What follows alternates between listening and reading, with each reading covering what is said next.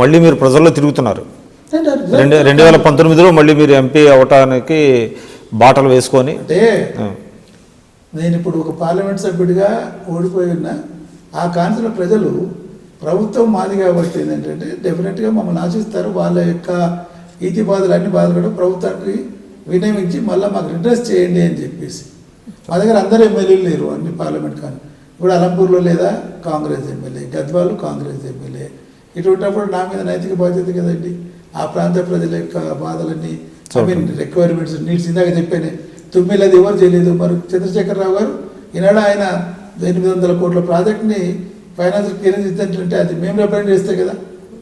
So ఓడిపోయినా కానీ ఆయన మనం గౌరవిస్తున్నాం. That is blessing in disguise. Blessing and డిస్గైజే అని చెప్పక తప్పదు. ప్రజల్లో ఉంటేనే, ఓడిపోయినంత మాత్రాన పదవులు ఉంటేనే మనం ప్రజాప్రతినిధిగా తిరగాలనేది కాదండి. ఇక్కడ పదవులు లేకుండా ప్రజల యొక్క వారి అవసరాలను ప్రభుత్వం ఏదున్నా కానీ వాళ్ళని రూలింగ్ పార్టీ లేదా ఆపోజిషన్ పార్టీ వాళ్ళకే ప్రజలు గౌరవిస్తారు, సముచిత స్థానం ఇస్తారు. So I'm always in the constituency only, not with the intention. ఇది డెఫినెట్గా ఉంటుంది. నెక్స్ట్ టైం కాంటాక్ట్ రీఎలెక్ట్ అవ్వాలనేది డెఫినెట్గా ఉంటుంది. దానికి తోడు లేదా మరి ఒక వ్యవస్థకు అలవాటు పడ్డ వల్ల మేము ఐడియాలో ఇంట్లో కూర్చోలేము కదా.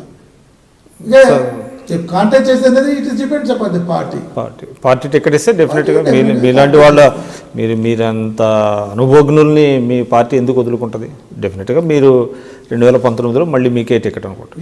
సరే డాక్టర్ గారు, అదే సరే రాజకీయాలు పక్కన పెడితే మీ కుటుంబం ఏంటి? మీ కుటుంబం ఎంతమంది? మీ పిల్లలు?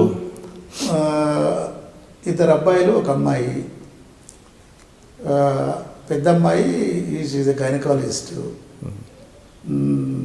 ఆమె హస్బెండ్ ఇది గోల్డ్ మెడలిస్ట్ ఇప్పుడు పాండిచ్చేరి రేడియో డయాగ్నోసిస్లో. ఆయన ఇక్కడే second world hospital both are doctors. మా అమ్మాయి గవర్నమెంట్ సర్వీస్లో ఉంది, గైనకాలజీ ఉప్పల్ దీంట్లో పనిచేస్తుంది. దెన్ పెద్ద అబ్బాయి is a BTech engineer. So అతను ఈ does his own business. And మొన్న అలంపూర్ కాంటాక్ట్ చేశాడు. అదే అలంపూర్లో అసలు టీఆర్ఎస్ అనేదే లేదు. పట్టుమని 10 ఓట్లు ఉన్న ప్రదేశంలో లేదు. అయినా కానీ పార్టీకి అక్కడ ఒక స్థానం కల్పించాలనే ఉద్దేశంతో నేనుగా కోరలేదు ఆ టికెట్. మరి ముఖ్యమంత్రి గారే, ఈనాడులో ముఖ్యమంత్రి గారు అప్పుడు టీఆర్ఎస్ అధినేత, ఎడ్యుకేటెడ్ బాయ్ కాబట్టి మనం ఫీల్డ్ చేద్దామని చెప్పేసి ఆయన ఆదేశం మేరకే పెట్టాము. అయినా కానీ 39,000 ఓట్లు వచ్చాయి. 4 ఓట్లు 10 ఓట్లు లేని అలంపూర్లో 39,000 ఓట్లు పోల్ చేసాము మేము. ఒకటి పార్టీకి ఉన్న ఇది ఉద్యమ స్ఫూర్తి, తర్వాత మాకు లోకల్ కాన్స్టిట్యూన్సీ. అంటే మీ అబ్బాయిని కూడా రాజకీయాల్లో కంటిన్యూ అవుతారా? ఛాయిస్ అదండి. ఇప్పుడు ఆయన కాంటాక్ట్ చేశాడు, ఓడిపోయాడు. గెలిస్తే వేరే ఉండేది, ఓడితే ఈ విధంగా ఉండేది. ఇప్పుడు ఆయన కూడా కాన్స్టిట్యూన్సీలో తిరుగుతున్నాడు. Easy with the people. Future ఆయన చెప్పారు కదా, it is up to the party. తర్వాత చిన్న అబ్బాయి is doing is MBBS 3rd year MRR medical కాలేజీలో. అతను కూడా మ్యారేజ్ అయింది. అతని వైఫ్ కూడా చేస్తూ ఉంది ఎంబీబీఎస్ఏ.